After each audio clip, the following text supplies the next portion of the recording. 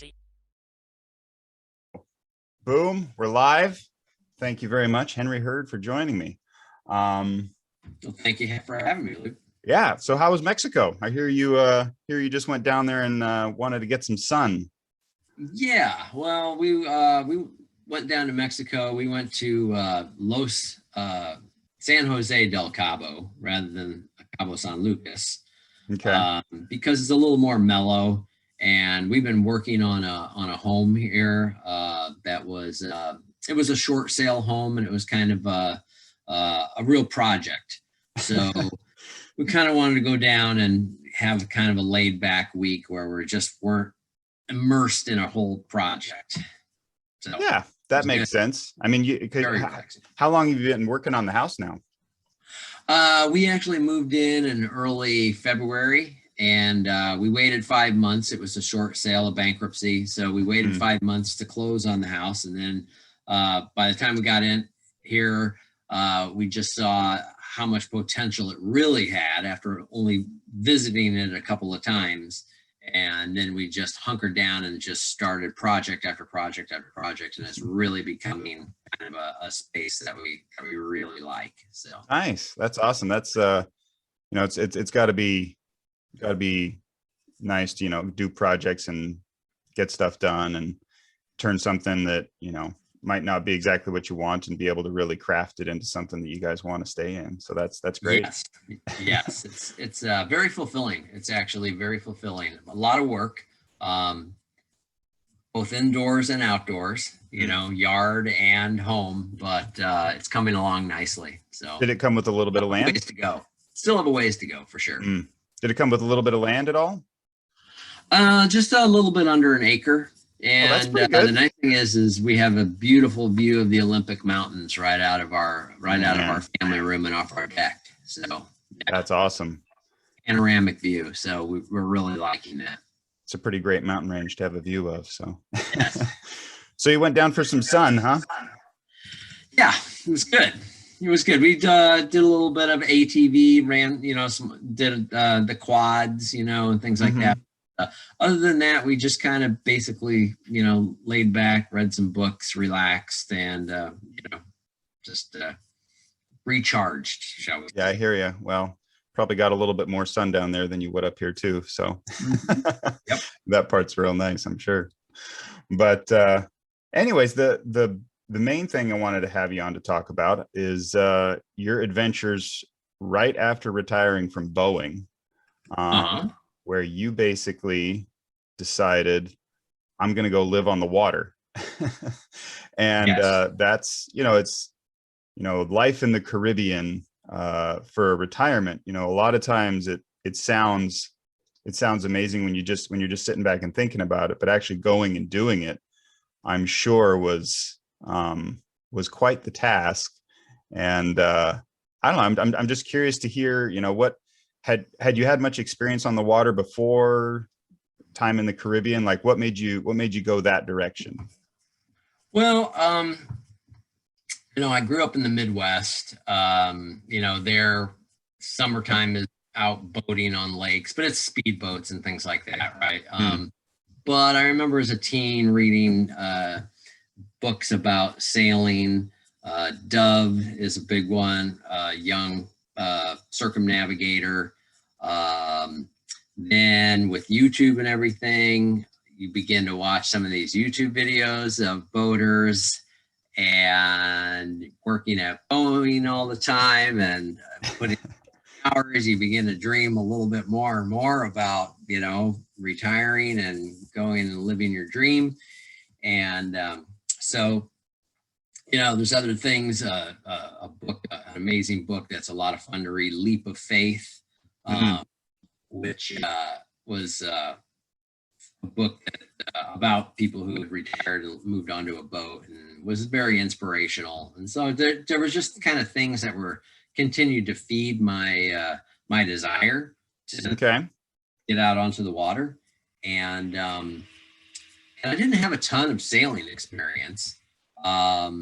I had a little bit of sailing experience here in Puget Sound with a club, and I got a couple of ASA certifications, very rudimentary, certifications, classes. But that's not terribly uncommon, quite frankly. You find a lot of people that get into sailing and maybe go all in, kind of like my wife and I did. My wife's Frankie.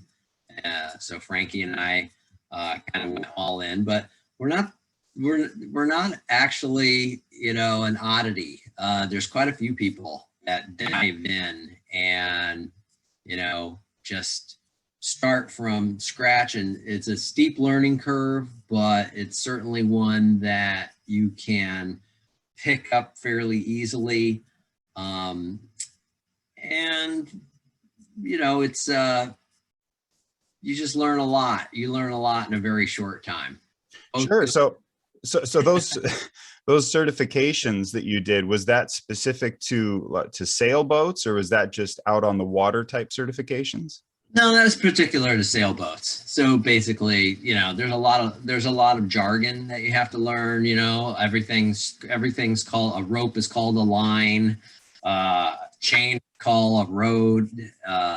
There's just a lot of terms that you pick up. There's a lot of just sailing basics, whether you're on a beam reach or a broad reach or tacking, all of these kind of terms that you learn and pick up as you sail with an instructor and some other beginner sailors. So there's a lot to learn at the outset, but it's all very interesting. Yeah, I mean that all sounds like a foreign language to me. I mean, it's all English, but it kind of is. Yes. So when you got those certifications, was that just a hobby at the time, or was that like you had visions of the Caribbean one day? Oh, I had visions of the Caribbean. Yeah. It was always in the back of my head that it was something that I'd like to try. And it just led me closer and closer, because then you begin to meet people who, in fact, one of my instructors is here in the Puget Sound area in the summertime, but he basically goes down to Sea of Cortez and snowbirds down to Sea of Cortez, lives on his sailboat through the winter. And, well, that doesn't sound like a so you come across these folks that have had a lot of experience and kind of inspire you to, take the next step kind of thing. Interesting. So what was it like trying to get a boat? Because that's I'm imagine that's some kind of a large sail over international borders, and that had to be like how you find one that you're interested in. Yeah, that's it is kind of interesting. We went to Annapolis. Annapolis Boat Show is one of the biggest boat shows in the country, if not the world. So we went out to Maryland to go to Annapolis, my wife and I. And we walked around. We were looking at various boats. We kind of knew at the time that we were interested in a catamaran versus a monohull. Most of my training was on monohulls, but they can be very unstable in the water, whereas a catamaran with the two pontoons can be much more comfortable.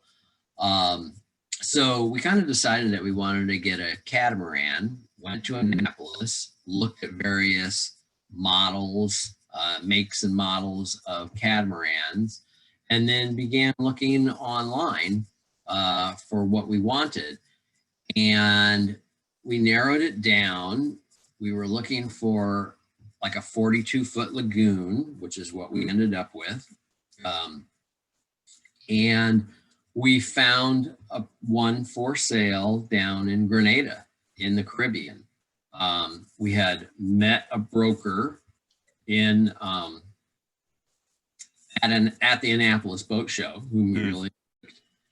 And he helped kind of set up the transaction. So it does definitely help to have a boat broker. There are for sale by owner and things like that, but There are a fair amount of, especially when you're doing it in a, on an island in the Caribbean, there are a lot of details that a broker can help get you through. Oh, I'm sure. We found that particular boat.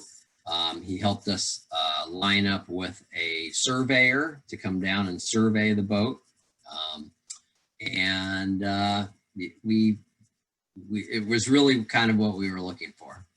Nice. So how far along, like when you were doing your training and certification, how much of that, because I know you guys spent a fair amount of time down in Grenada doing some of that, like training and spending time on the water. How much of that Yes. was like, what majority did you spend up here in Puget Sound versus down there? Oh, well, we only bounced back to basically tie up loose ends. So, basically moving on to a boat, you're severely downsizing. You're getting rid of lots of things that you're not going to need or use. You're putting things in storage that you don't want to part with. And you're spending most of your time just tying up loose ends, and so that you can move down there, and any boat that you purchase is going to have some things. If it's whether it's used or a new boat, it's very likely going to have things that you want to do to it to make it yours, just like the home that we were talking about.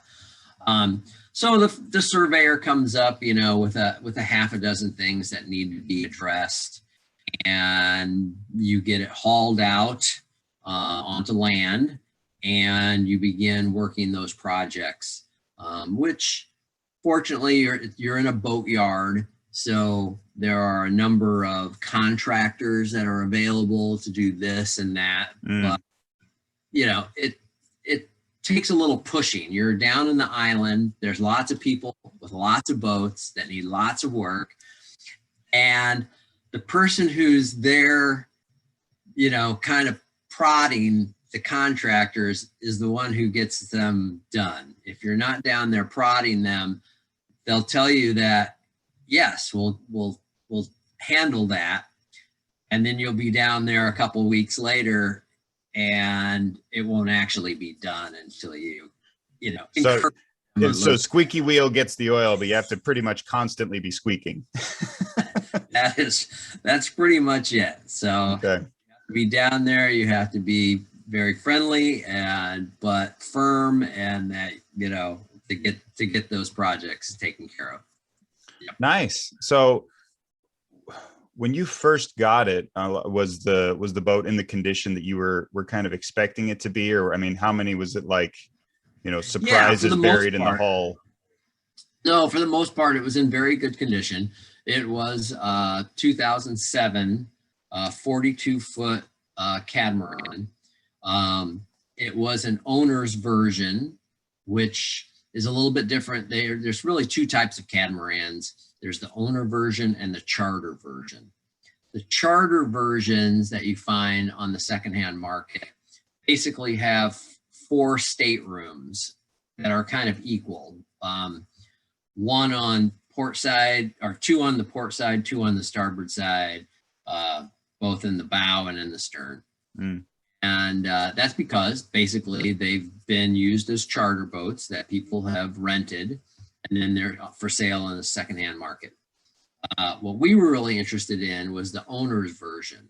The owner's version is different in that one hull, and in the case of the Lagoon 420, or 42-foot Lagoon, they call it 420, the port hull is the master stateroom.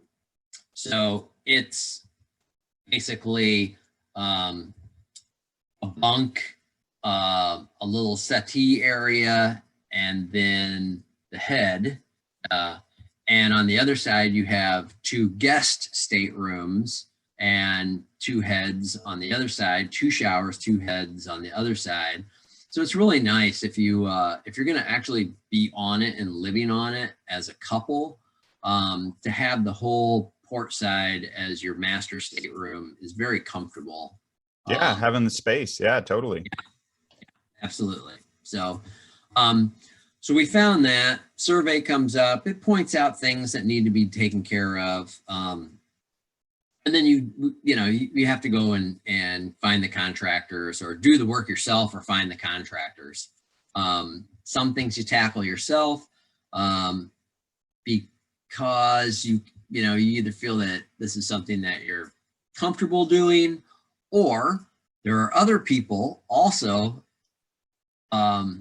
in the boatyard that have boats that you kind of make friends with, and they'll help walk you through because they may have been doing this for a number of years. So even if you're a newbie doing this, they'll say, yeah, I can show you how to do that. And next thing you know, you're doing those kind of maintenance type things. So it sounds like it's a pretty good community that you found down there.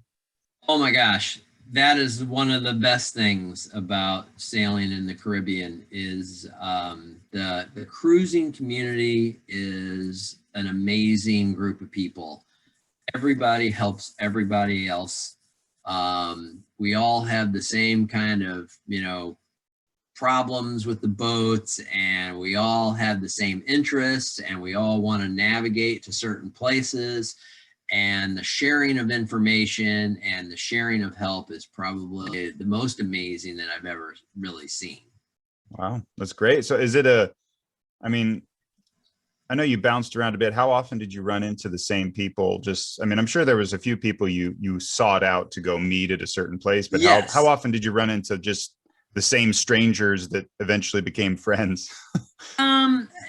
Occasionally. More likely, as you basically mentioned, is that you meet up with people, and then basically they're going to be going to a particular island, and you're thinking, wow, well, that we haven't been there, and they say, well, why don't you meet us up there?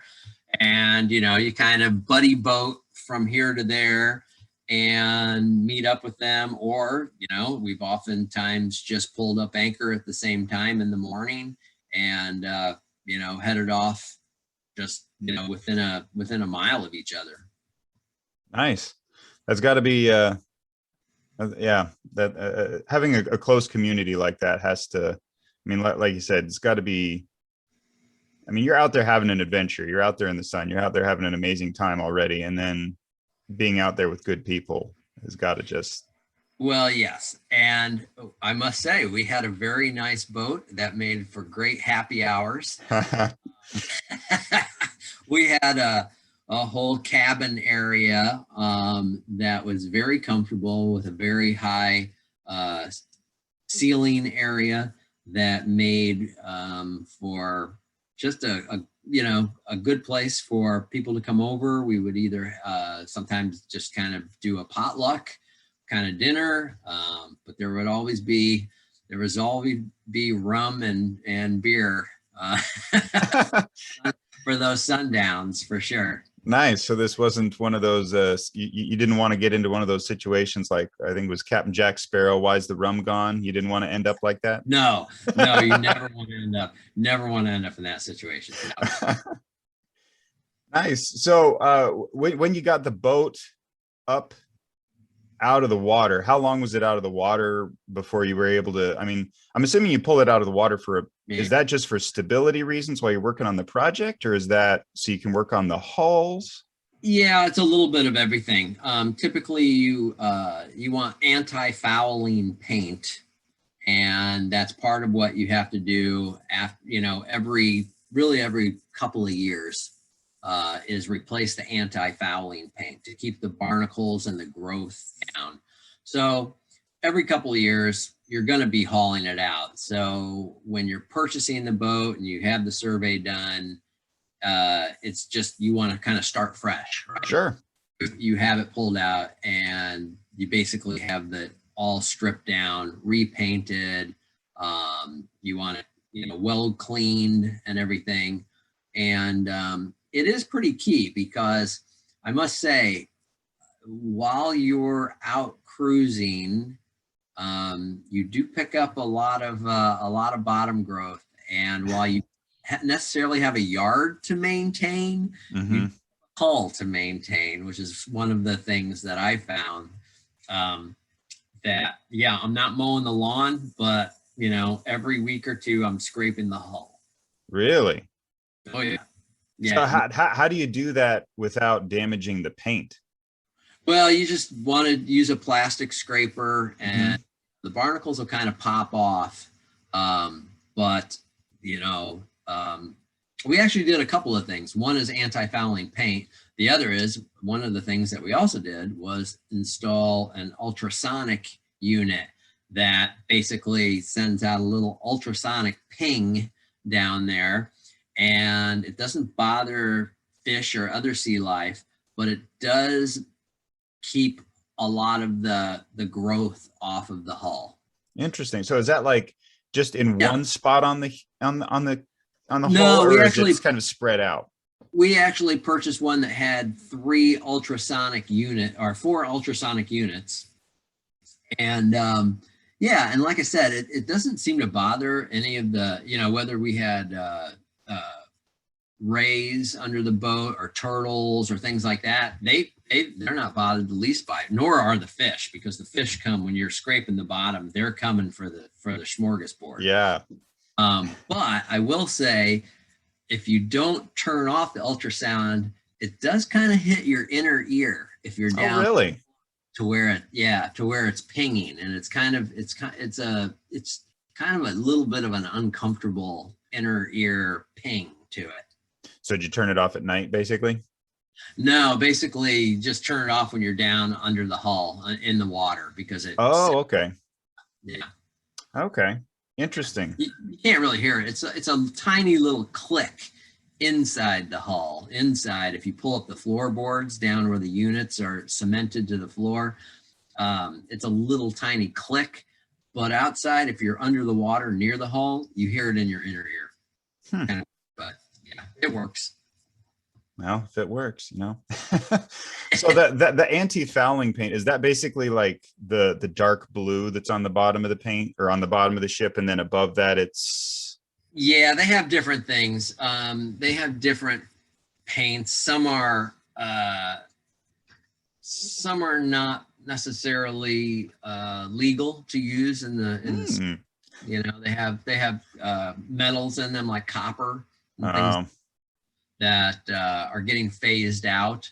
Um, and there's different formulas, but I will say it's probably some of the most expensive paint I've ever come across. okay. So aside from the paint, and I'm assuming kind of cleaning the boat out, did you make any like larger modifications to the boat that you're putting on the big steering wheel and getting the big pirate hat or anything like that?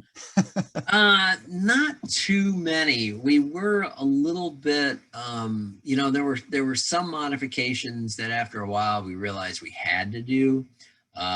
One of which that was driving us close to insanity was the fact that we had 2 freshwater tanks, one on the starboard side, one on the port side. Mm-hmm.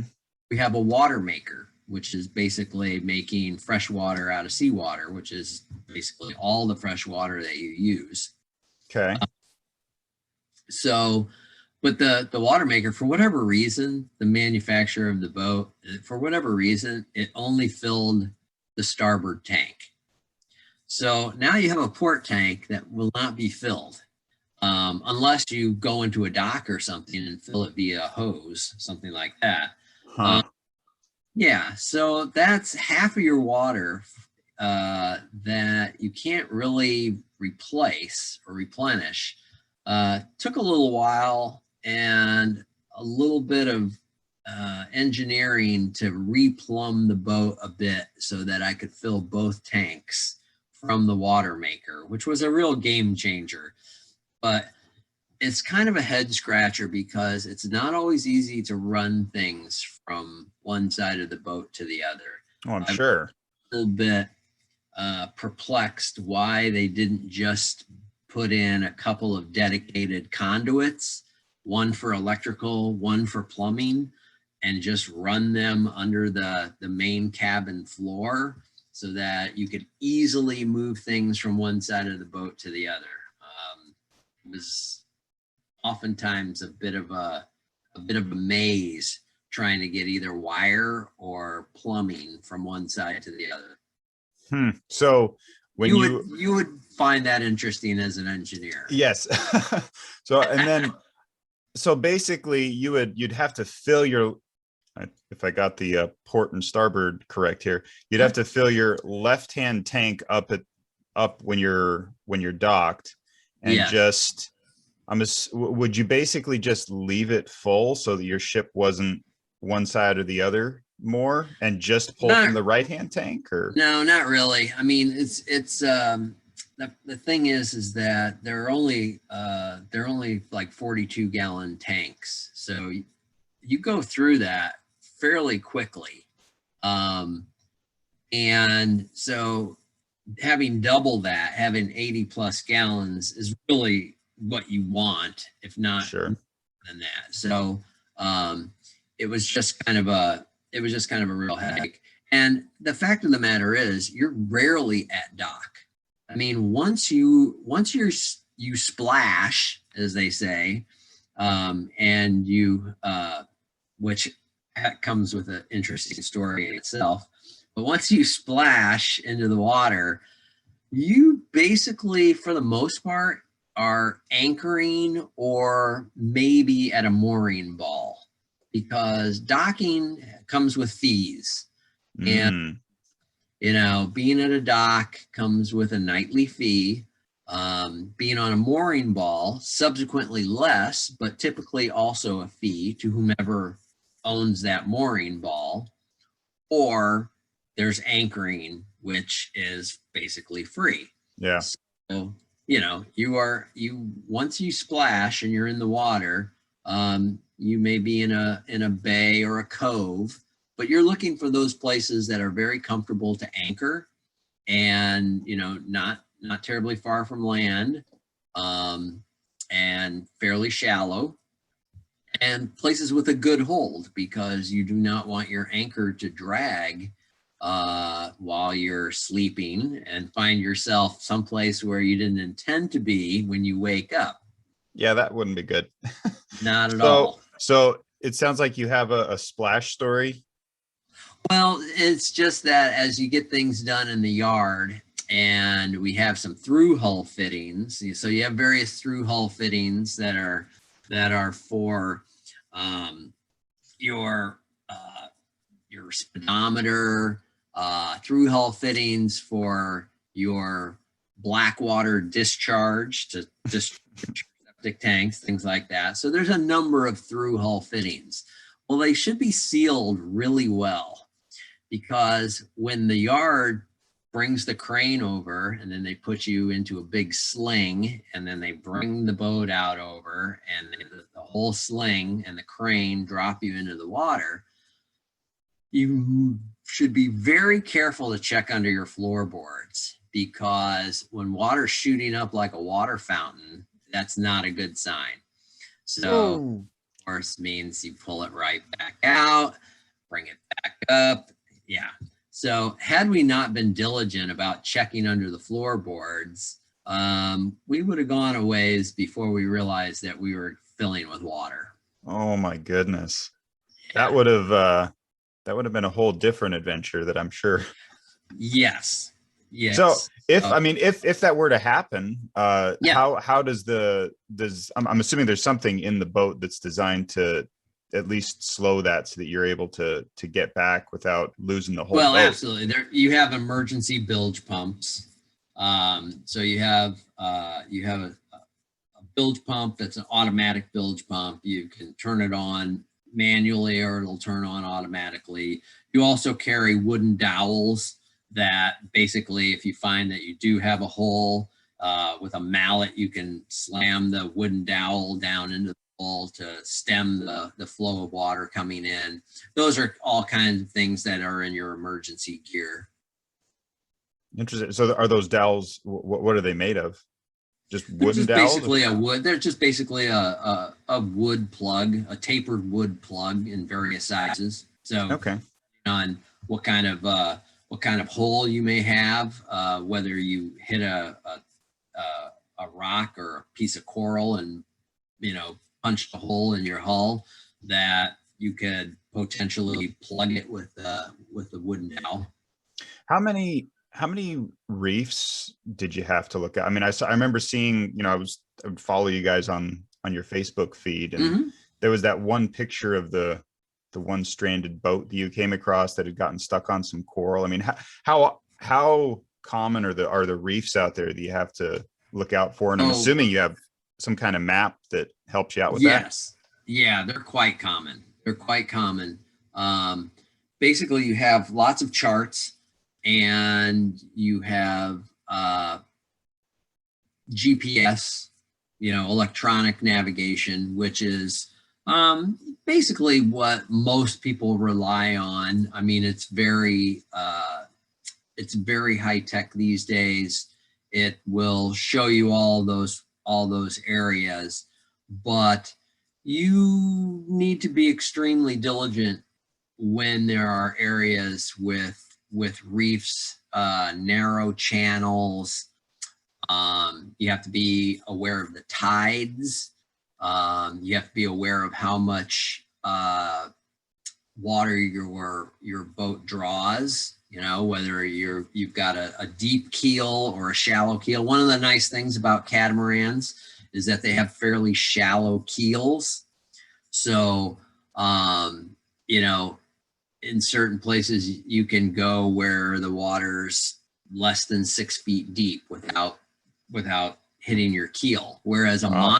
a monohull often has a very deep keel that 6 foot, if it was 6 foot or less water, you'd be on your keel and stuck. Hmm. So I'm assuming you have some kind of depth finder that Oh yes. helps you track that. I mean, I'm assuming that, I mean, if you ever came up on a reef, though, I imagine those things jut up pretty quickly. Yes, they do. Yes, they do. We had friends that were going into a channel and decided to turn around and managed to hit bottom. And Oof. yeah, it's not uncommon. It's not uncommon, and it's not uncommon, quite frankly, to see boats that have ended up being stuck somewhere and needed assistance getting off of there. And that happens also, of course, in storms. We were down there during Tropical Storm Karen, and there were boats that came off their anchor, and a couple of them, one ended up on a beach, the other ended up on a reef. Oh my. And some others probably would have done the same, except for the fact that many of us in the cruising community were out in dinghies helping people getting additionally tied off. Yeah. That, People who are at risk of breaking free didn't actually break free. yeah, that wouldn't be good at all. My goodness. So what do you have to do to your boat to kind of, I mean, obviously you put the anchor down. I'm assuming you bring the sails in. Is there anything much more beyond that? Well, there are apps out there, of course. App. We got an app for that. There's an app for that. An anchor dragging app. Basically, you can log on your phone or tablet, and with GPS location, you can set a radius. And if your boat were to swing, because your boat always swings with the wind, right? You got your anchor down, the boat is swinging wherever the wind, the wind's always on your nose and it swings you around. If you leave that radius, if you set a radius, the alarm will go off if you go outside of that radius. So on occasion, we would use that. Not always, but if you are anchored in a spot where if you drug, 50 yards, you could end up on the rocks, on a cliff or something like that. Setting an anchor or radius so that if you were to leave that position, it would set an alarm off, was, helpful. Yeah, I would imagine. Did you Yeah, guys ever? we did have one time where we did not set it because we were just going in to have lunch. And we went into a beach restaurant. Very nice. So we take the dinghy. We travel everywhere by dinghy. Sure. It's an 11-foot dinghy with a 20 horsepower outboard engine on it. And that's basically how you get back and forth, pretty much daily between shore, whether it's a dock or a beach, and your boat.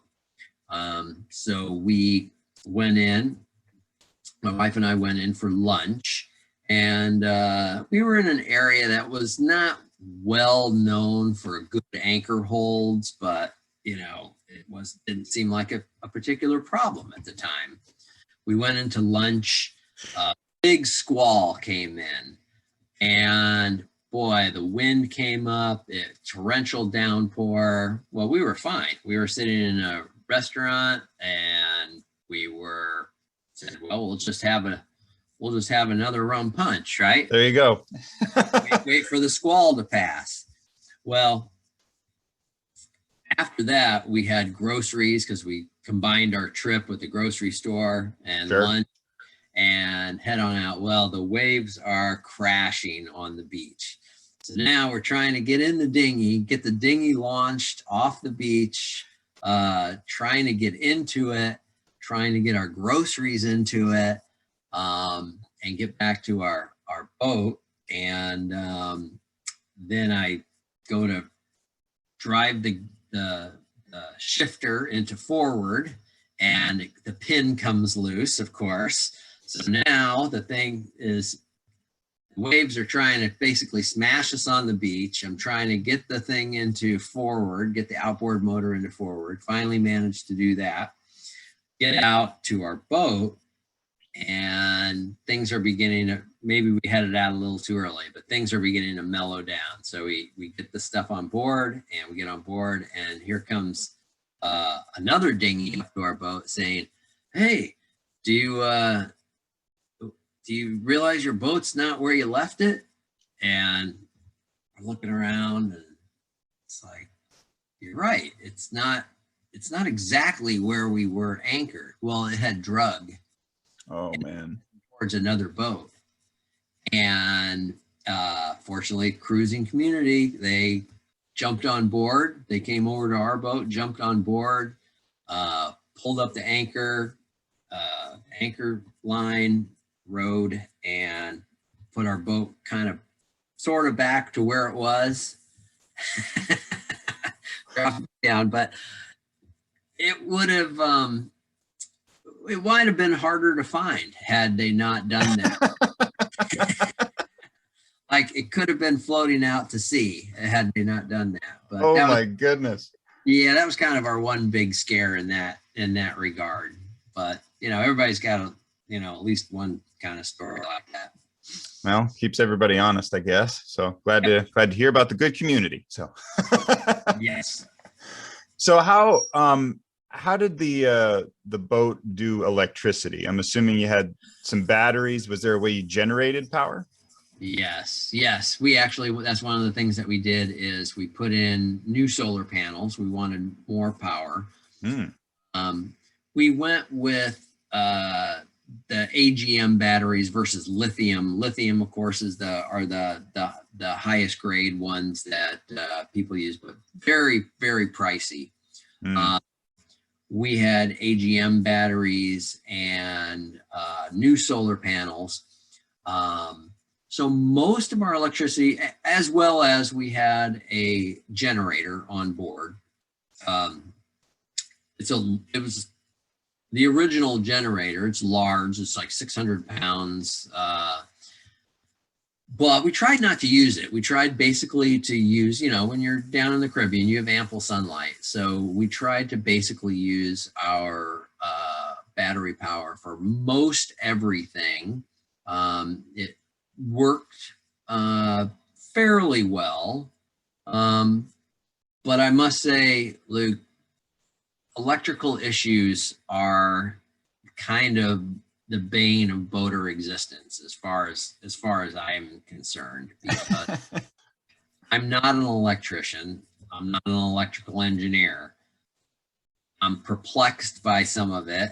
And fact of the matter is, there's not a lot of, while you do have a basic manual for the boat, there can be a lot of issues when you're living in in a ocean filled with salt water and corrosion. There are a lot of things that are just, constantly you're trying to track down a bad connection, some wiring that's, just gotten old and corroded, circuit breakers, things like that are continue to be challenging almost on a very regular basis. And that's where coming across, and even in the islands, coming across a very competent marine electrician can help immensely. I would imagine. So how much, because I'm imagining that that's mostly coming just from the sea breeze, just throughout the ship. Well, I'll tell you, if you set sail and cruise in any kind of good conditions or bad conditions, by the time you anchor in the evening, your boat is basically covered with salt, with dried salt, right? Wow. The spray, the continuous spray of the hull against the waves, water splashing. That was another thing about, fresh water, is it's really nice to have enough fresh water to at least pull the hose out and rinse your boat, because it's covered with just a layer of salt whenever you go, or you just hope for a shower in the next day or so, Sure. a shower to take it all off. But everything gets covered in salt, everything. And it corrodes everything. Everything, metal and seawater are not compatible, quite frankly. But you paint everything, right? Well, yeah, you try. You try. How often did you have to go for groceries? I understand you had the, water, you had your water generator for the fresh water, but then how much were you getting groceries, and then how much were you just catching fish off the side of the boat? Well, some of each, quite frankly. You grocery shop very similar to like if you were at home. We had 2 refrigerators and a small freezer. Oh, wow. Yeah. So we had, well, when I say 2 refrigerators, I'm talking like 2 half-size refrigerators, right? So maybe 1 refrigerator and 1 freezer, much like you would have in your home, right? Okay. And so you're grocery shopping basically on kind of a weekly basis. And then if you are sailing, and to be frank, sailing is really, under sail is really about maybe 10% of your time. A lot of times you are anchored, you are exploring the islands, you are doing boat maintenance, but a lot of times you are at anchor for a number of days at a different island. So every weekly you're going grocery shopping, which is a little bit of a expedition every time, because you have to take your dinghy in, typically to a dinghy dock, lock it up, find your transportation if the supermarket isn't nearby, go get bags of groceries, haul them back, back out to the boat, get them all stored away. So It's not as easy as jumping into your car, going out to your garage, getting in your car, grocery store. Sure. It's a little bit more of an expedition. It takes a better part of the day, to do that kind of stuff sometimes. So, but you stock up really well. And if you're going to be doing any kind of longer passage, of course, you're always wanting your dry goods, your canned goods, things like that, stocked up pretty well. And also in case if there's an emergency, you want to have plenty of food on board. And then as far as fishing goes, a lot of times when you're anchored or you're at an island, you may or may not be legally allowed to fish. Many places have marine reserves around their islands, so that you do, or it's limited to the local people that can do that, the island natives. But once you're a mile away from shore, mile 2, 3 away from shore, you put out your lines, right? And you're basically trolling. So we caught mahi-mahi, we caught a sailfish, barracuda, tuna. So we caught a number of fish, which was always fun. Yeah. And always exciting. And we even had a liveaboard cat that managed to emerge anytime I pulled a fish on board to help me clean that fish. So very helpful, I'm sure. Yes, would hold things down, wouldn't take bites, I'm sure. Very helpful for those scraps. So how I was going to get to that. So how was it? What was the cat's name? It's Cooper. Cooper, that's right. Yes, Cooper. How was that? Because that had to be a whole different level of complexity at times. Or put it this way: how many other people had any kind of pet aboard? A small percentage of people did have pets, whether it was primarily dogs, quite frankly. A lot of people would have dogs on board. Cooper, the big orange cat, basically transitioned pretty well to sea life. It's fairly hot during the day, so you wouldn't necessarily see much of him during the day. Find some nook that he would sleep throughout the day, but he became very nocturnal on the boat and would kind of patrol the perimeter of the boat all night long. And then once it warmed up in the morning, he'd go back and do his nap thing. So all fun and games till he jumped in the hatch over our stateroom bed and landed right on my gut in the morning. Were you asleep? Made sure I closed the hatch. Thanks, kidders. Oh my goodness. So that's interesting, having a cat aboard. Did the cat like water? No, not really. Was intrigued by anything that came on board. We had a shrimp come up on the stern, and next thing I know, he's walking across the stern of the boat with a shrimp in his mouth that had flopped up onto the boat.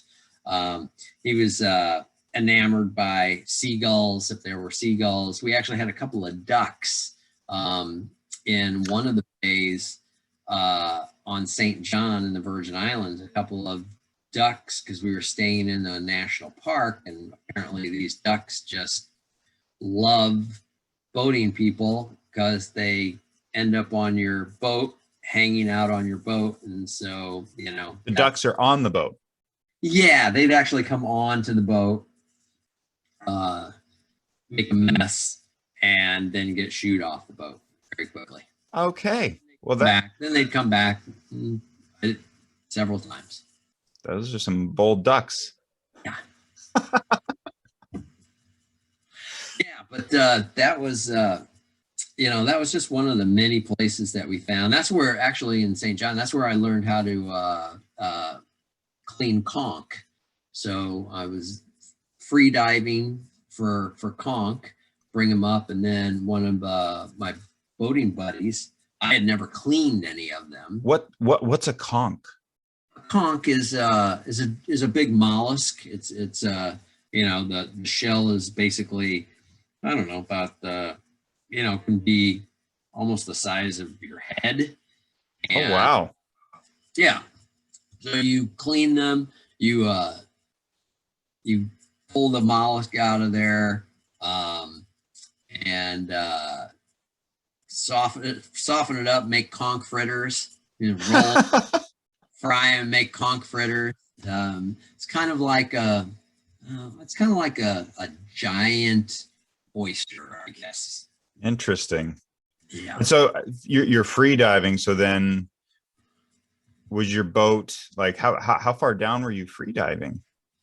Well, I actually had a great opportunity. I took a free diving class in Grenada, and I did pretty well because the instructor, I kind of became friends with the instructor, and we started going out really regularly. So he would bring the dinghy by. He and his buddy would come by the Aviana, which was the name of our boat. He would come by Aviana, pick me up, and then we would go out and practice free diving. Now, he was a competitive free diver. Oh my. So, and an instructor, which was really interesting. But I was learning from him, and my deepest dive, I managed to get to 85 feet, which was pretty cool. So, 85 feet, like down. So that's 85 feet down, 85 feet back up. Yes. Yes. Wow. We would drop a weighted line, and there really wasn't anything to see. It was merely to see the depth that you could go in that situation, right? When I was with him. So they drop a weighted line that had markers every 5 feet, and then you would head down and basically dive down and reach your deepest point, turn around and come back up. A buddy diver would then dive down at that point, because if you were to black out, it's most likely that that's going to happen when you're ascending back up the line, and you get to 20 feet or so is when, if there is going to be a blackout phase, that's typically where it happens. Is that because the pressure changes? It's basically because of the breath holding, the breath holding amount of time. So when you're coming back up, that if you ever watch free diving, you can watch some amazing documentaries on free diving. But basically, when a free diver goes and they're doing competition, they have to come up and they have to both say, when they get to the surface, they have to say, "I'm good," and basically, give an okay signal or thumbs up and say, "I'm good," because if they come up and they're just kind of groggy looking, they'll be disqualified in the competition because they haven't necessarily done it with full consciousness. So they can, these extreme free divers can get to the surface and they may not be, entirely conscious, but they can say, "I'm good." No, if you can say "I'm good" and give the signal, then that's good. That gives them the okay. But so what, when you said like I figured out that I could get to 85 feet, is that purely based on how much like breath you felt you had, or was there some other like inner ear, like pressure? Yeah, it's inner ear. It was, for me, it was primarily inner ear. It was just that I couldn't feel like I could clear my ears anymore. It just felt like everything was compressed so much that I hardly had enough left to push my eardrums out against the pressure. So that's what turned me around. It was, felt like I was at risk of bursting my eardrum. That sounds bad. If I didn't turn it around. Yeah. So, but. So, I mean, and this is, you know, I'm probably going to show exactly how little I know. So yeah, with snorkeling, I know, you know, I've heard that, you know, you don't want to come back up too quickly, but I'm not sure about what depth's at. Is 85 feet anywhere where you'd be at risk of getting the bends? No, you really won't get the bends. The bends is all about scuba diving. The bends is scuba diving, where you're breathing compressed air and you have nitrogen in your bloodstream that then bubbles up because it's been compressed air in your bloodstream, and you surface too quickly in that compressed air, you know, basically like opening a soda can or something, where the bubbles suddenly, rather than slowly diffuse out of your bloodstream, they bubble up like you opened a champagne bottle or something. That's what you, yeah. That's okay. Different. Okay. So how long were you able to hold your breath for then? So I did a static breath hold in the class, where a static breath hold is just basically where you breathe up, you know, several deep breaths, then you go face down in the water, and you have a buddy next to you, and basically you go for a period of time, and then every 15 seconds they'll tap you on the shoulder, and you just basically give a "I'm okay," you know, and they'll tap you and you're face down in the water. And I got just shy of 3 minutes. Wow. Yeah. I mean, So, I don't time myself. I mean, I used to as a kid, but I mean, like did it take you long to get up to that level, or? not really. No, not really. I practiced a little bit, but they show you the techniques, and it's not hyperventilating. It's just deep breathing, using full, you know, breathing deep, diaphragm breathing, and relaxation methods, to be able to just kind of linger on. And quite frankly, I was told to come up just shy of 3 minutes, so I was a little bit upset, because I was just like seconds away from the full 3 minute mark, and I was tapped to come up. Why'd they tap you? I don't know.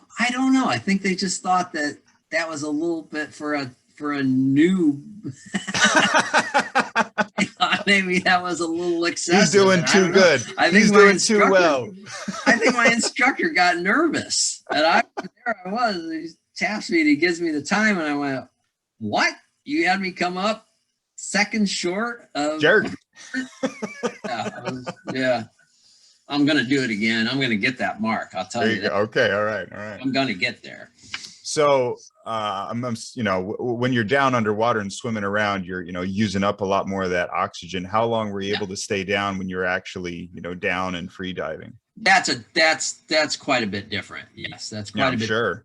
Static, just lying on the surface in a meditative state. In that case, it was, you know, anything around a minute. You know, a minute and a half would be about the most. That's still pretty good. That's well, like I said, I haven't timed myself in a long time, so I don't know where I'm at, but well, yeah. And there's also good practice. There's an app for that too. Oh, wow. Yeah. Where you can do a whole sequence of breath holds, and track on an app, and it just kind of helps you to increase your breath hold time. So there's some interesting ones. So something that, I've heard people talk about, free diving and holding their breath a little bit, but did you find that, you using like specific techniques, I'm assuming, is what really upped the amount of time for you to be able to be, holding your breath underwater? Yeah, there were techniques of breathing, beginning to breathe, deep in your belly and then up into your chest, into your throat and things like that that helped, as well as oftentimes, like I'd snorkeled quite a bit prior to this this cruising lifestyle. So I've been a scuba diver since I was in my teens, and I Oh, loved wow. snorkeling. Yeah. And so, but they even teach you things like, typically you don't clear your ears until you start diving down. Then you get down to about 6 feet and you start clearing your ears, because you begin to feel the pressure on your ears. They have you do it before you even start your dive. So they basically are having you, pop your ears outward before you even dive, just to get kind of ahead of the curve, right? You're putting pressure on your eardrums from the inner ear before you dive down to kind of get ahead of it. So I'd never even considered doing that. I always did it as soon as I began to feel discomfort as I dove. But yeah, there's little techniques like that they teach you. Nice. So with the scuba dive, I'm assuming you didn't have scuba gear on the boat? No, I did not. I would have liked to have had scuba gear on the boat. And there are other boats, that were our size, that did have dive gear and a compressor on the boat. I just wasn't, I wasn't, I hadn't made the investment. It's a investment, of course, to get a compressor and all the dive gear on the boat. And pretty much wherever you go, if you want to dive, there's dive outfitters that'll take you. But yeah, that would have been a nice to have. I just never got that far. I was, invested pretty heavily into the boat in the first place. Does your wife snorkel? Yes. Oh, nice. Frankie and I would snorkel and find all kinds of cool little sea creatures and just have fun. Saw lots of turtles, saw lots of rays, squid, just all kinds of sea life. It was, pretty much wherever you went and you'd find interesting sea life. I'm sure. I mean, so did pretty much every port that you came into have some kind of scuba gear? So it was just like, hey, let's go scuba diving today. Yeah, if you wanted to, you could just go and find an outfitter, a scuba outfitter, and go with them. You'd see dive boats all the time heading out, and yeah, it was easy to find. So I know up here in America, you got to do like some certifications in order to do that. Was it a little bit more loosey goosey with the regulations down there? Not really. No, not really. Most every place wanted you to have a basic open water certification. So yeah, I would recommend it no matter where you went, is to have your certification. Almost all of them will ask for it. No, makes sense. So how many sharks did you see? Not a ton. Few black tip sharks, not a lot. We saw a lot more porpoises and dolphins than sharks, for sure. Especially when you're out cruising, they tend to like to keep pace with your boat, and so you'll see them, swimming right along with you if you're at sail. That's got to be so cool. They are so fun. They are so fun, so elegant and fun to watch. It's amazing. The sharks, not so much. Well, not that they're not so much fun to watch. Yeah.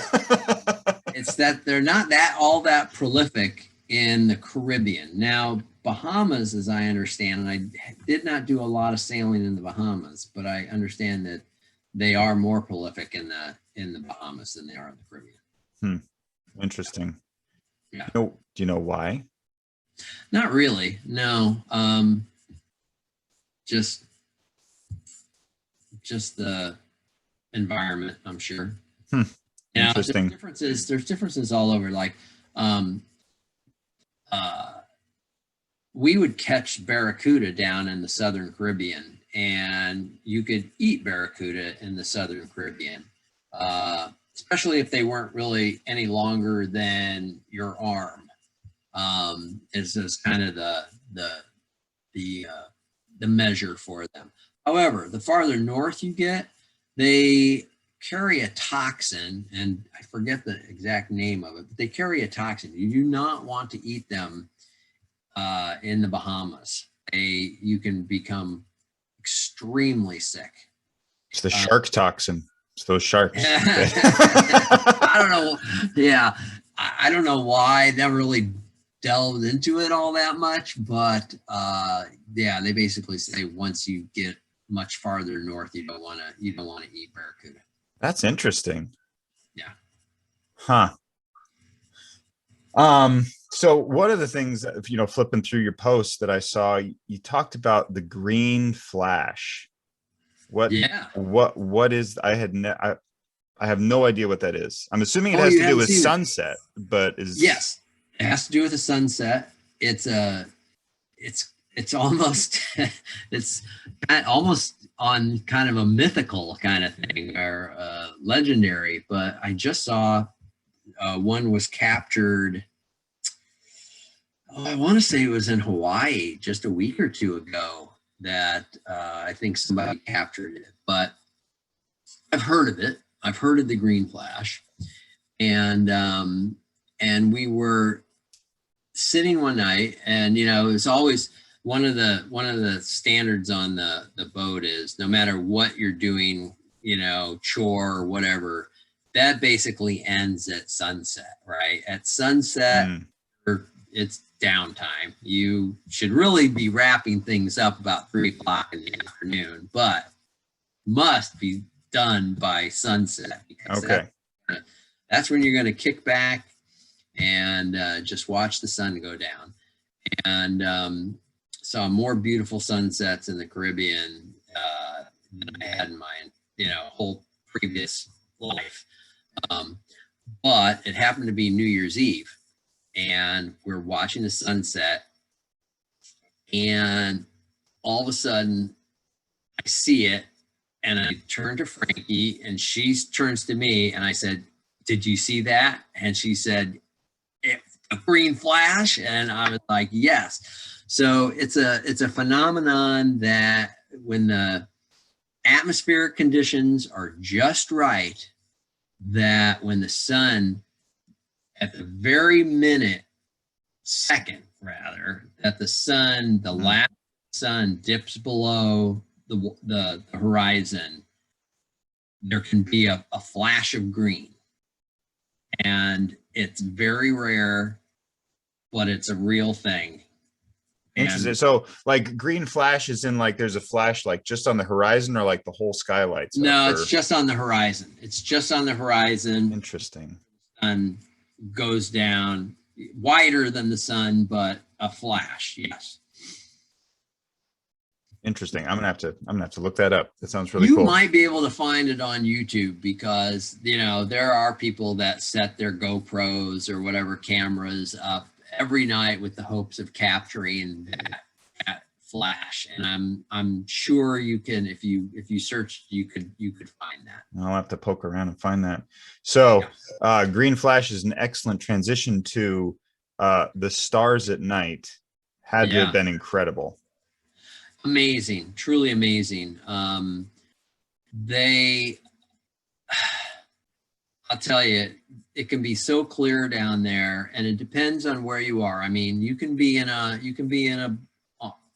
bay near a town or a city on an island, but you can also be in a very, very remote bay, often referred to as a naked anchorage.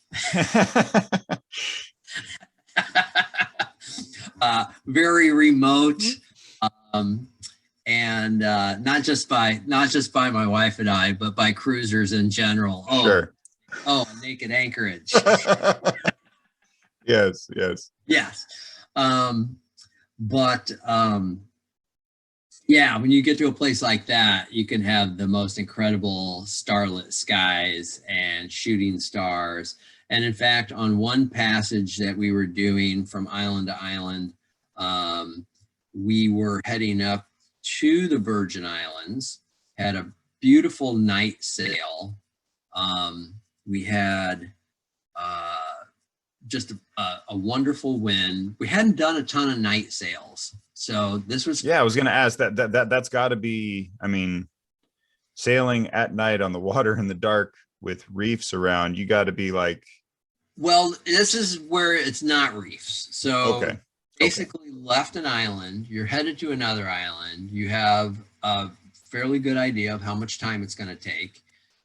Don't necessarily want to be getting there before daybreak, right? Because you want to be able to navigate by sight as well as by your electronics when you get to your destination.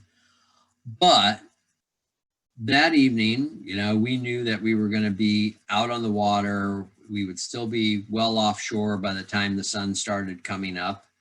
And we had a wonderful wind. We were doing, you know, 5 or 6 knots, just a nice, easy sail, watching the stars. And watching shooting stars out there, and just a very, you know, if the wind is in your favor, and that's not always, you know, but if the wind is in your favor and it's off your beam, you know, to your side, that's when your sail is full. It can be very consistent. It can be very smooth. You're not slamming into waves. You're basically just, you know, kind of up and down, easy, very easy roller coaster. You know, not roller coaster, but you know, Yeah, easy rolling. Very nice, but not getting slammed or anything like that. And it can be very pleasant. So I'm assuming you're able to see, I mean, on those nights, like the Milky Way galaxy pretty well too. Oh, absolutely. Absolutely. Milky Way galaxy. Sometimes you'll see plankton, you know, that lights up. Yeah. Yeah. So we actually just were, you know, the kids like the nature shows, and we'll sit down, you know, and put those on as a family every once in a while. We were watching this one called I think it's Night on Earth. And they were, you know, talking about what different animals do and whatnot throughout the night. But one of them, the one we just watched, had to do with the ocean, and it talked about I think it was called the luminous tide, where basically there's these little mini creatures in the ocean that basically any kind of disturbance turns into light. And luminescent plankton. Yes. Yeah. And I remember, I just recently watched The Life of Pi, and they had that in that movie. And I was like, oh, okay, yeah, cool. Special effects, blah, blah, blah. And then I see it on this thing, and it's like, oh, that's real. Yeah. Like that's incredible. That is absolutely incredible.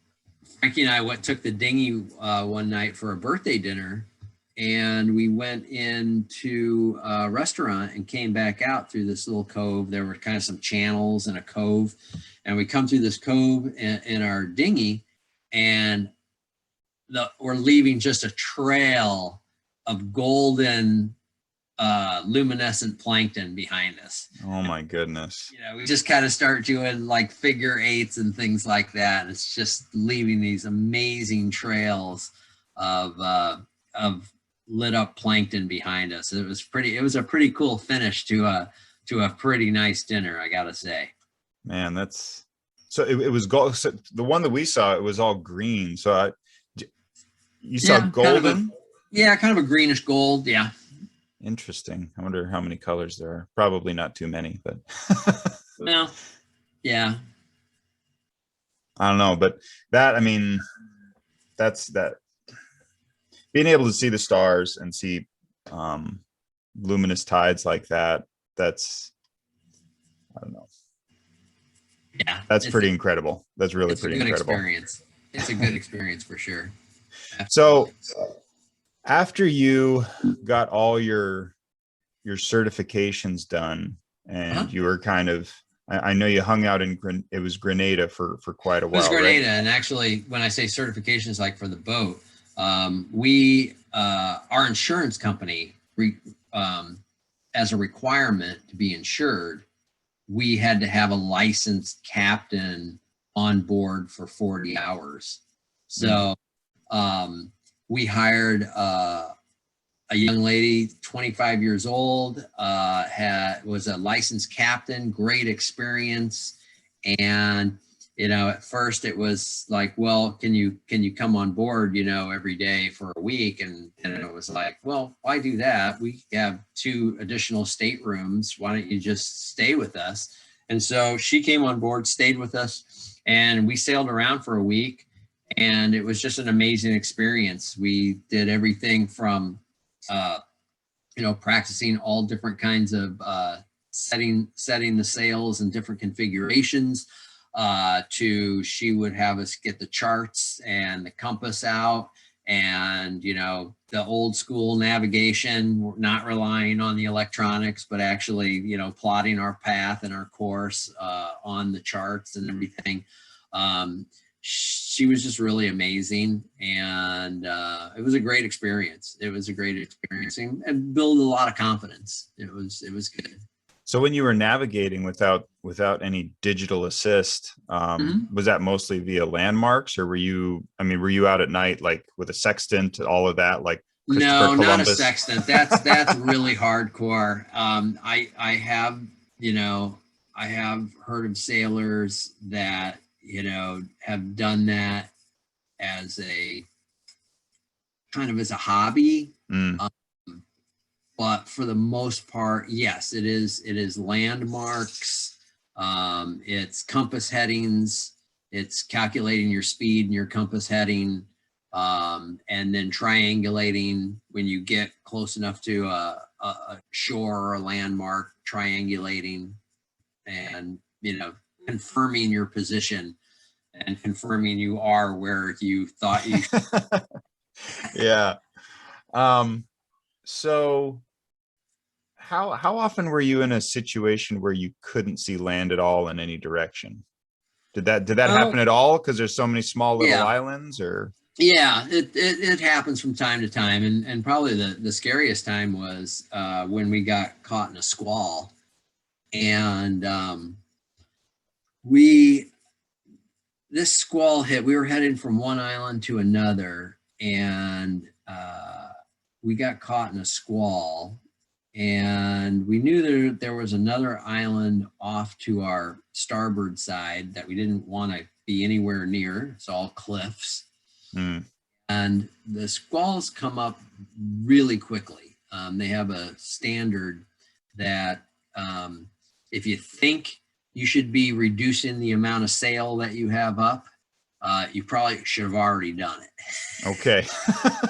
So they come on really fast, frighteningly fast.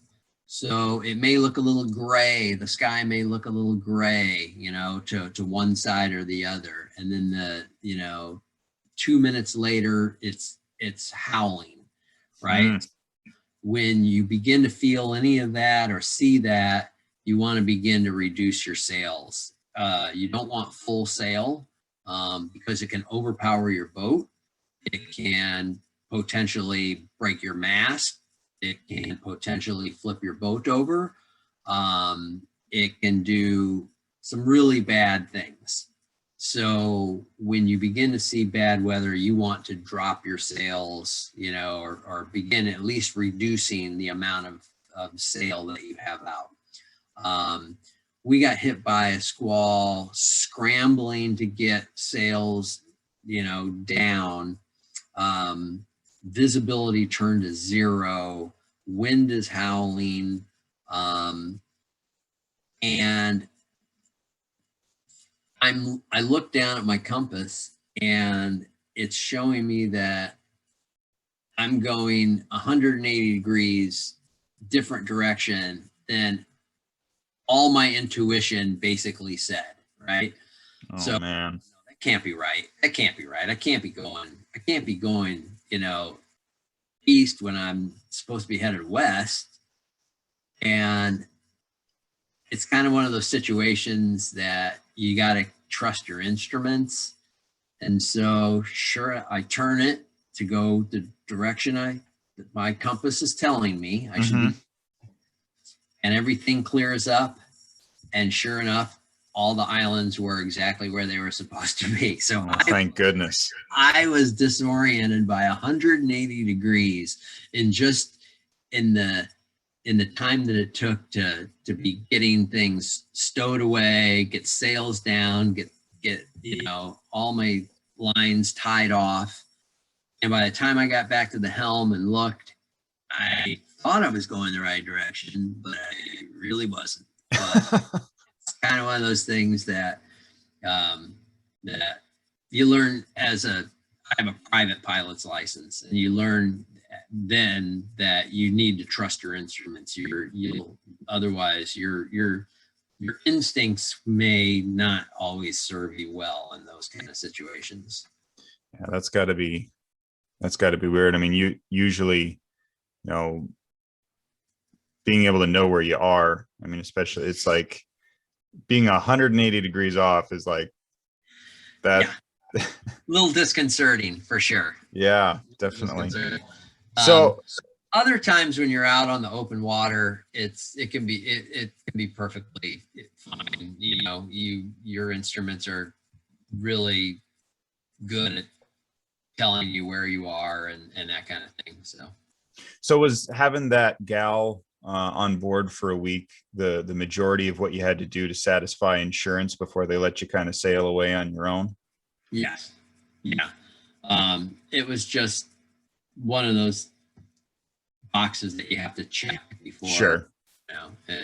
And insurance is a very interesting thing because, your insurance basically dictates, because of hurricanes and such kind of thing. Your insurance basically tells you where you shall not be during particular times of the year. Right? Interesting. Oh, okay. Yeah, that makes sense. During certain times of the year. I thought you meant from like week to week, you're like checking in with your. No, but for 5-6 months out of the year, there's certain places you must not be. And that's why Grenada is such a cruising kind of mecca, I guess you might say. Sure. Because it's just below what they call, it's just outside of the box.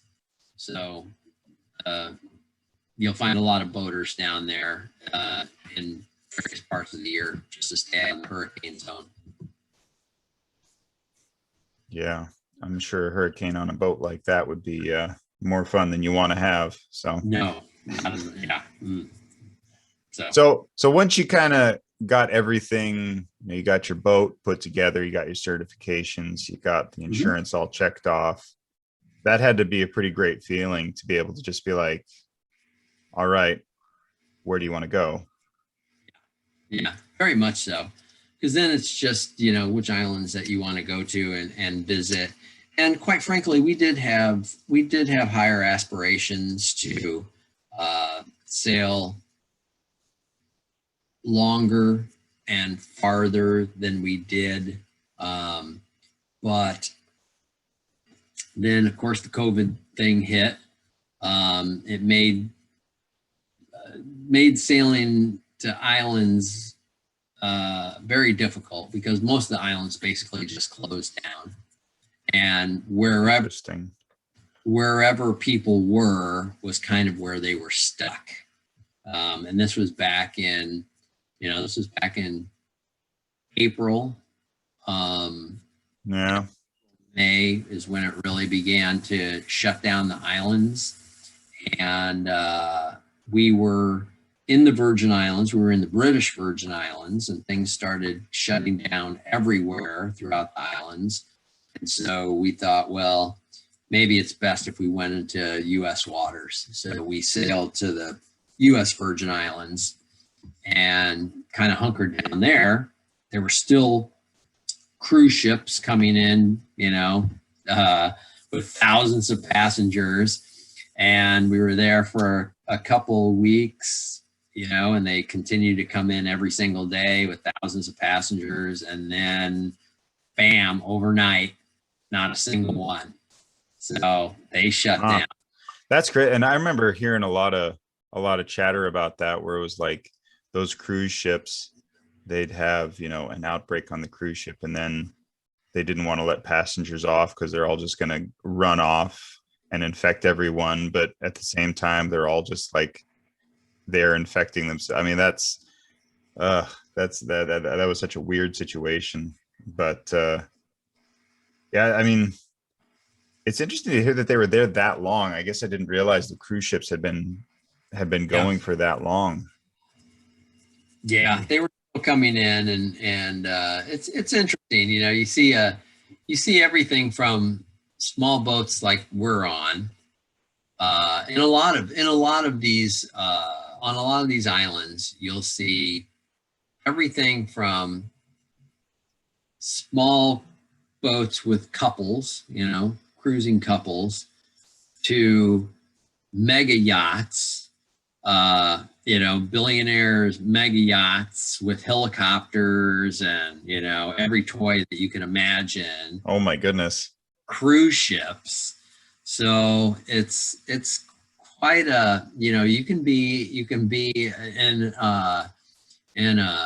in a bay with mega yachts and cruise ships, or you can, when you're tired of that, you go find that naked anchorage. which is quite a bit more mellow. Oh, I'm sure. So it's not with being used to, going in and grabbing your groceries, essentially once a week. Mm-hmm. That had to get interesting, because I'm sure people started to get a little bit, it happened throughout the whole year. The paranoia level just kept going up. With the COVID thing? Yeah.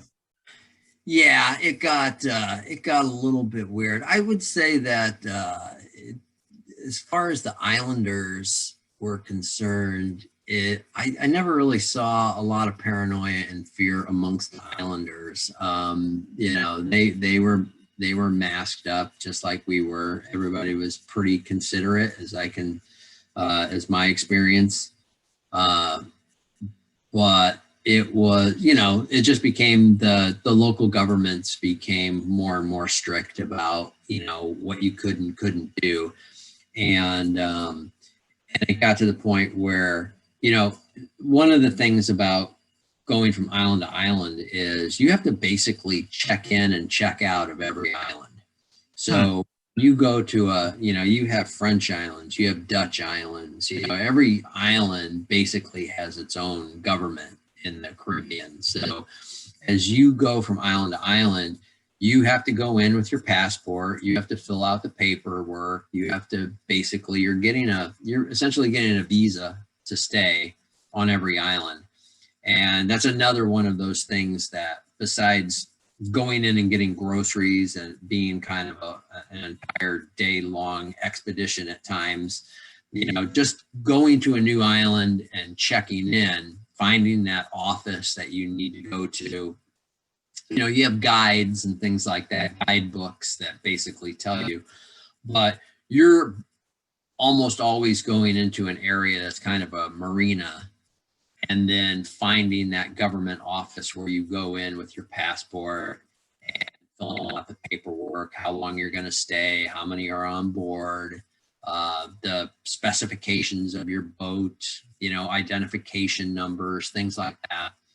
And then when you leave that island, you have to check out as well. So you have to go back either to that office, or sometimes, if you can find an office on the opposite side of the island, because in the last week you've sailed around to the far side or something. Sure. But then you have to check out.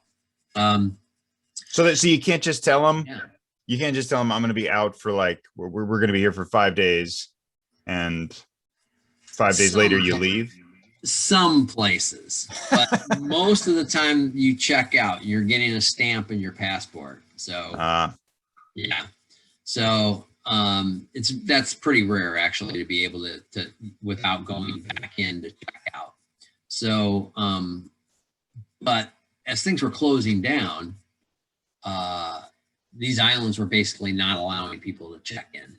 So, people were getting stuck where they were, and so we decided to head to the U.S. Virgin Islands and just to be in U.S. waters because we didn't know how weird it was going to get, quite frankly. Yeah. Yeah. That did other. I mean, when you're out there in that community, is it primarily Americans, or are there? I mean, how many? I would say Americans, British make up the bulk of the cruising community in the Caribbean. Then we had some friends that were from South Africa and Germany. And Wow. They left pre-COVID, sailed through the Panama Canal, and were headed down to the South Pacific. Okay. Oh, wow. South Pacific Islands when COVID went into full effect, and they were told they couldn't anchor, they couldn't come into those islands.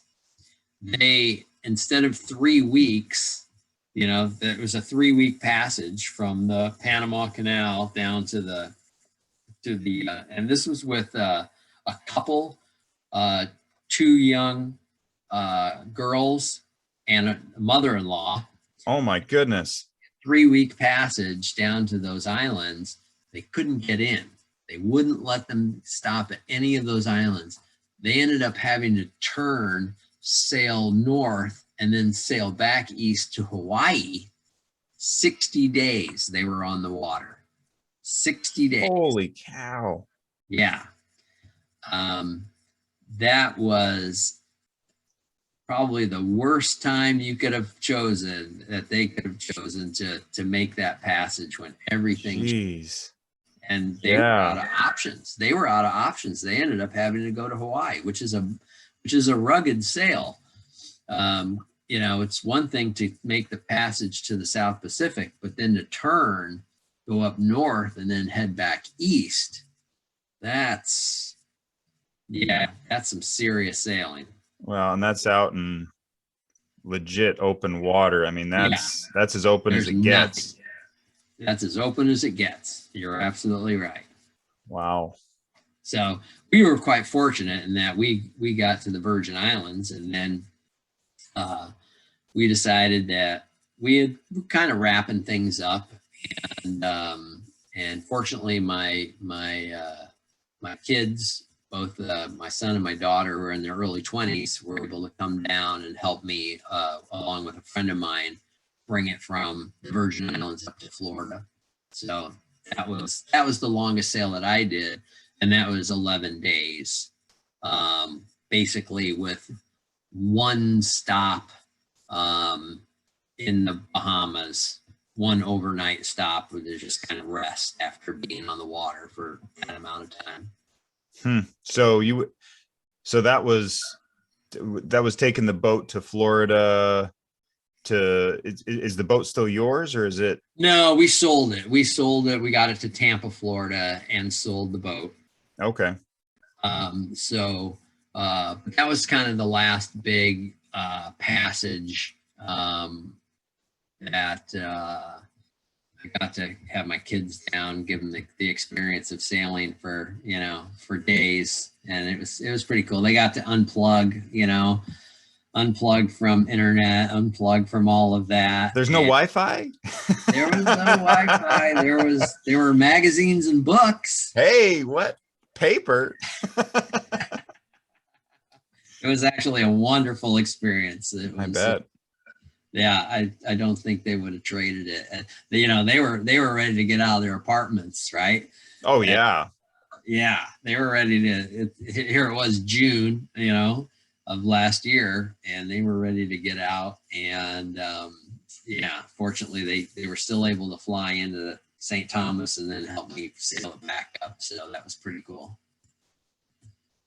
So 12 days, you said 12 or 11 days? About 11 days. Okay. So I guess that it's pretty, you probably didn't have to do too much fishing, but I mean, did you? Well, we tried. We didn't really catch much. I was kind of surprised. I was hoping for my son, primarily. I was hoping that he would catch, something big and exciting, but no, it didn't really happen. But we did have great experience. We had many dolphins join us, on several days. We had to work in shifts. So basically 3-hour shifts. So 2 of us would be awake and 2 of us would be asleep for 3 hours all through the night. Most of us would be up during the day unless we just decided to take a nap because we were getting exhausted. But yeah, through the night, it's basically 3 hours on, 3 hours off as we were on shift. So, and then just sailing. Motoring and sailing, I will say, because the winds don't always stay with you. So I would say probably 2/3 of the time we were sailing, or maybe 3/4, and 1/4 of the time we were motoring. Interesting. So when you're sailing, is it just the direction of the sail that kind of controls the direction of the, because you can't control the direction of the wind. No. So how do you use that in your favor to be able to say, I want to go to Florida, not, Africa or something like that? Well, fortunately, yes. Fortunately, in this case, we were running, what they call running from the wind. So the wind was at our stern. It was at our back. Okay. And so that's pretty standard, in which case, your sail is just basically acting like a parachute or something, Mm-hmm. right? It's just blowing you forward, right? Because it's coming from your stern. Most sailboats do the best when it's actually coming off your beam. So basically 90 degrees to the direction that you want to sail. In which case your sail is acting almost like an airfoil. So it's coming around the side of your sail, and the sail is actually like a airplane wing, driving the boat forward. So that can be the most pleasant sailing, quite frankly, is when it's off of your beam, either 90 degrees or maybe a little bit farther aft, but to your side. And that can be kind of the perfect kind of wind. Interesting. Yeah. I would not have thought that, intuitively you think you want it behind you, but. No, the only problem with it coming up behind you is that if it shifts at all, you typically you can have an accidental jibe, which means that your sail can fling across and come to the other side, right? If the wind were to, so you have it coming from your stern, mm-hmm.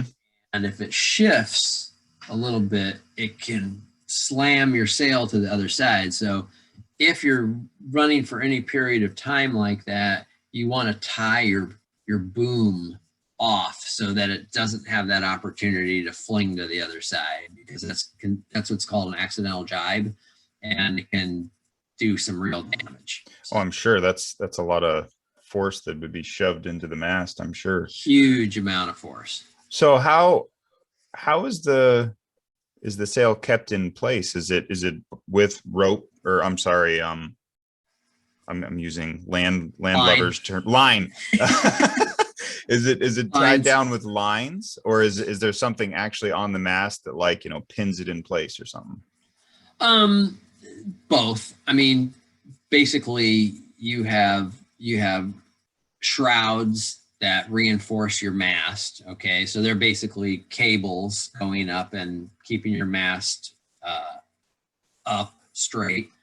Then your boom has lines, and you have halyards, which basically pull your sail up and down the mast. So you have those are other lines that are referred to as halyards. And so, yeah, there's just numerous configurations that you can put your sail into, depending on where the wind's coming from, how strong it is, and there's a lot of tuning, and that's kind of one of the things that you know, the more you sail, the more you get in touch with that tuning, because it kind of becomes a game as to, you know, can I get another knot of speed? And I pick up one more knot of speed if I make this adjustment. No, maybe I should let it out a little bit. No, we were doing better when we had it in a little tighter. And so you make these tiny little adjustments as part of your sailing experience. You know, you just make these tiny adjustments, watching your speed indicator and saying, oh yeah, here, I'm doing great now. This is a sweet spot. Yeah. Yeah. So exactly. you really got to know your boat. You get to know it. You do get to know it. And you know what conditions are best. You know how to make adjustments. You also know how to make it more comfortable too. You know, there are times when maybe speed isn't your top priority. Maybe it's making the ride a little more comfortable, which means maybe you'll bleed a little speed and take a little different angle to make your ride more comfortable. Okay. Yeah. So just kind of depends on what your goal is for the day. Sure. Getting places are relaxing. Yeah. Yeah. So now that you've been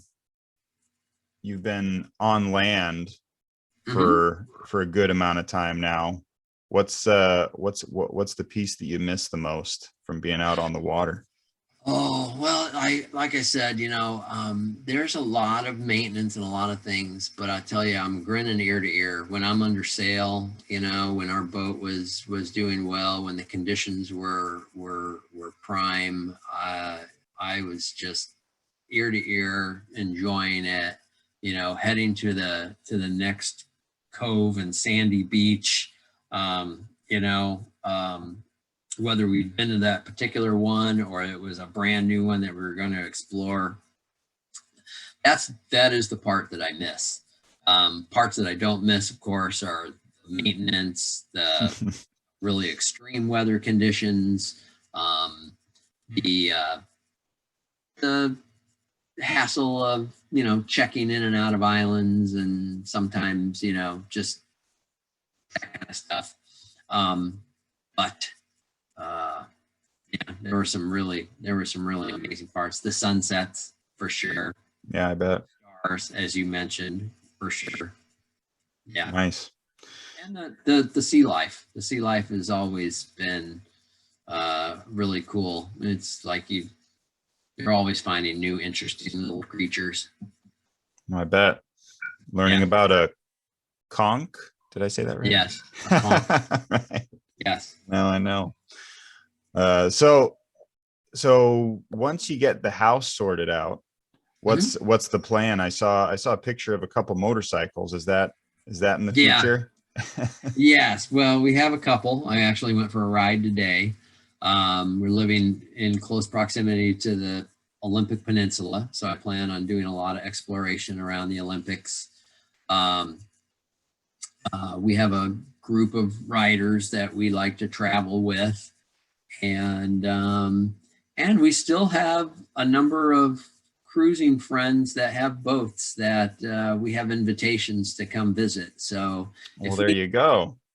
If we need a fix, without fixing the boat, really, we'll take our friends up on a visit and fly down and hang with them. So, very nice, very nice. All right. Well, I think we're at about time. So thank you very much for taking the time to explore and remember, I guess, all of the the good times you had sailing. I have to admit, looking through all those pictures that were flipping through my Facebook feed every once in a while, it's cool to be able to sit down and chat with you about it. Yeah, it was a great experience. I wouldn't trade it for anything. It was a great experience. We actually, you know, intended to be out longer, like I said, and go farther. But you know, it was time for us to move on. Things were locked down. We were missing the Pacific Northwest. There's no doubt about it. It's a wonderful place to live. And so, you know, we decided to wrap that chapter up, but I would not trade it for anything. So, you know, I'd encourage anybody that was interested to potentially look at ways that they could try it, because, like I said, we met wonderful people, we had wonderful experiences, and yeah, I look forward to visiting some of those folks again. Nice. Awesome. Well, once again, thank you. And you have an excellent night. You too. Keep in touch. Will I'll do. talk to you later. All right. Bye. Thank you.